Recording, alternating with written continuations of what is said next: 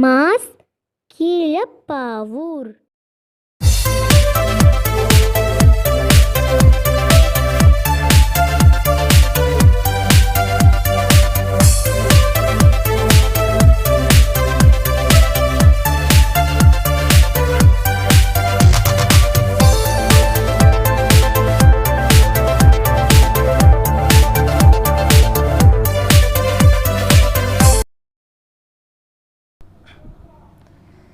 Hi, welcome to Mass Keelapavur channel.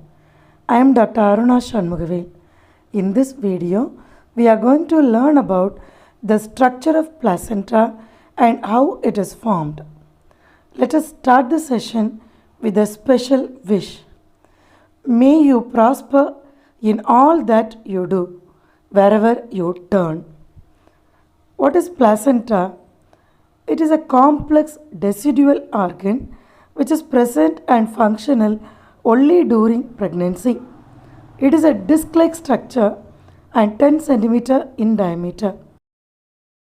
The weight of normally developed placenta is 500 grams. It has two surfaces. One maternal surface that is rough, irregular with 15 to 20 cotyledons. Other fetal surface which is smooth, shiny and covered by fetal membranes.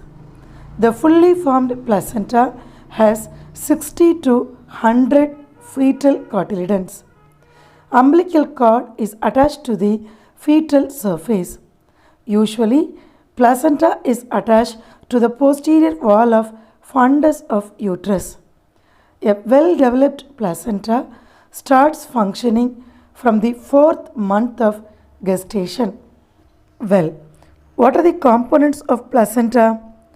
The chorionic frondosome from the fetal aspect and decidua basalis from the maternal aspect are the components of placenta. Now, let us see these two in a brief manner. Hope you remember that the cells present in morula arrange themselves into two different categories. One layer of cells get arranged as an outer layer that later becomes trophoblast and another set of cells become inner cell mass. The cells of inner cell mass get arranged in endodermal and ectodermal layers. This first formed endodermal cells become flattened and spread. These cells line the inside of blastocystic cavity called Husser's membrane.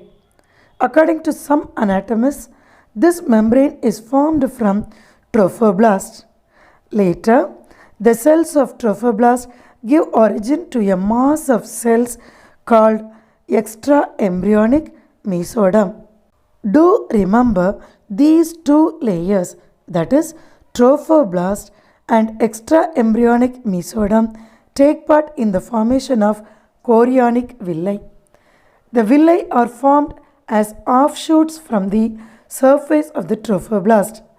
Since the trophoblast and extraembryonic mesoderm constitute the chorion, the villi arising from it are called chorionic villi.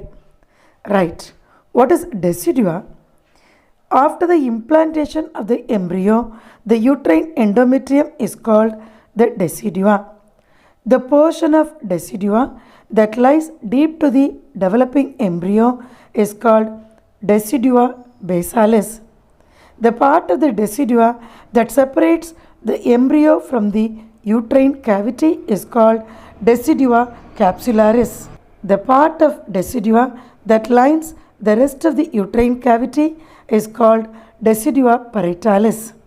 Out of these three parts, the decidua basalis is firmly united to the chorion and it is otherwise called as decidual plate.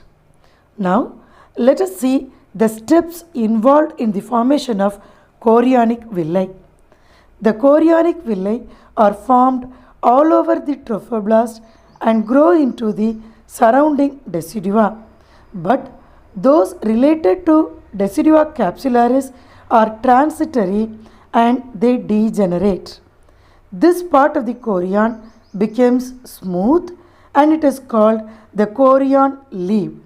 At the same time, the villi that is related to Decidua basalis undergo considerable development. This part of the chorion is chorion frondosum. Thus, it is very clear that chorion frondosum and Decidua basalis together form the placenta. The trophoblast cells multiply and form two distinct layers. The layer near to the decidua lose its cell boundaries, forming syncytiotrophoblasts or plasmodiotrophoblasts. Deep to this layer, another layer of cells with proper cell boundaries is seen called cytotrophoblast or Langhorne's layer. The cytotrophoblast rests on extraembryonic mesoderm. All these elements, that is, syncytiotrophoblasts, cytotrophoblast, and extraembryonic mesoderm, take part in the formation of chorionic villi. The syncytiotrophoblaст grows rapidly and becomes thick. Small cavities, that is lacunae, appear and later increase in size. The lacunae are separated from one another by partitions of syncytium called trabeculae. The lacunae gradually communicate with each other to form a large space. So, now each trabeculus is surrounded all round by this lacunar space. As the endometrium is eroded, some blood vessels get opened up and thus maternal blood fills the lacunar space. Now, the cells of cytotrophoblast multiply and grow into each trabeculus, which is made up of syncytiotrophoblasts. This trabeculae with central core of cytotrophoblast covered by outer syncytial layer is primary villus. Now, the lacunal space is termed as intervillus space. Later, extraembryonic mesoderm invades the center of primary villus so that we can observe a core of mesoderm covered by cytotrophoblast and syncytium. This villus is now called as secondary villus. When blood vessels appear in the extraembryonic mesoderm, the villus is called tertiary villus. Fetal blood now circulates through villi and maternal blood circulates through intervillus space. After the birth of child, the placenta is shed off along with decidua. In the human placenta, the maternal tissue is blood and the fetal tissue is choria. Hence, the human placental membrane is classified as hemochorial. Let us discuss the anomalies of placenta and variations in the attachment of umbilical cord to the placenta in another video.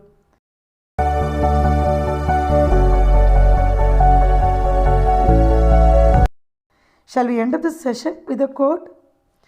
The more you practice, the better you get. Thank you for watching. If you like this video, don't forget to subscribe and click the bell icon, select all to get instant notification.